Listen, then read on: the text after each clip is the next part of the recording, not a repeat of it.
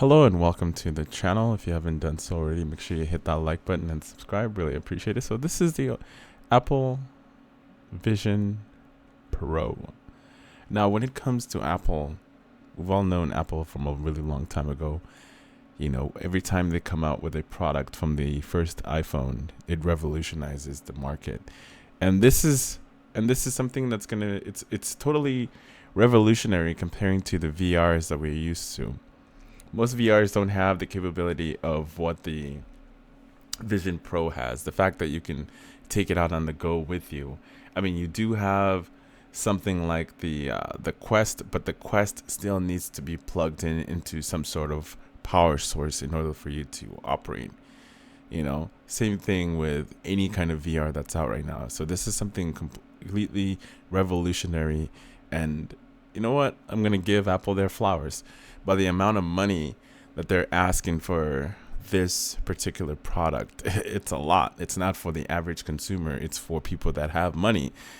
And by watching this commercial, I don't know, because somebody actually pointed it out on the on the background. Like you can see his wife, girlfriend, whatever. She's bored over there, playing on her phone while this dude is just chilling on the couch watching a movie on a 100-inch screen.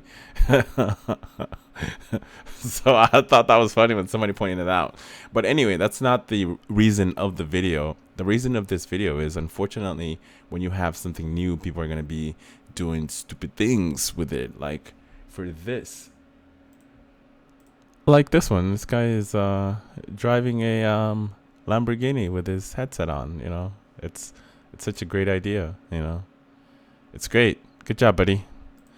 Or you have, you know, Dodo Bird over here, flying a bird, flying a bird, flying a plane, and also having his Vision Quest on. Yeah, this is great. This is what we need. This is just what we need. More fucking distractions, right? More distractions while we're operating vehicles and heavy machinery that could kill you.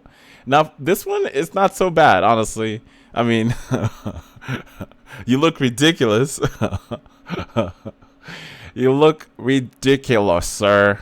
Or this one right here, you know, operating the Tesla while you're on your phone, you know. It should be considered technically you're distracted, bro. You're distracted. I mean, what are you doing? Just like this video too, another Tesla person. It's such an ingenious idea. Let me just go ahead and wear my AR or VR while I'm operating a vehicle. Yep. I hope you're getting pulled over. Hope you get a ticket. So, like I said, anytime a new tech comes out, people are gonna do wild things with it. Um, it's just, this is just to be expected.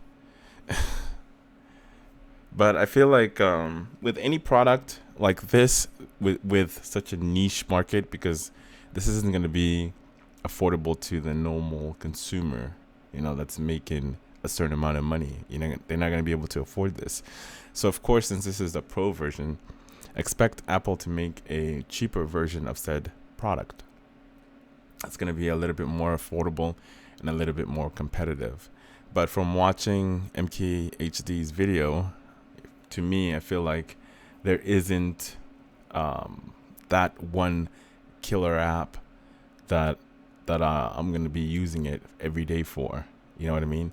I'm not gonna be playing VR games. I can't do certain things, and certain companies aren't even supporting it yet.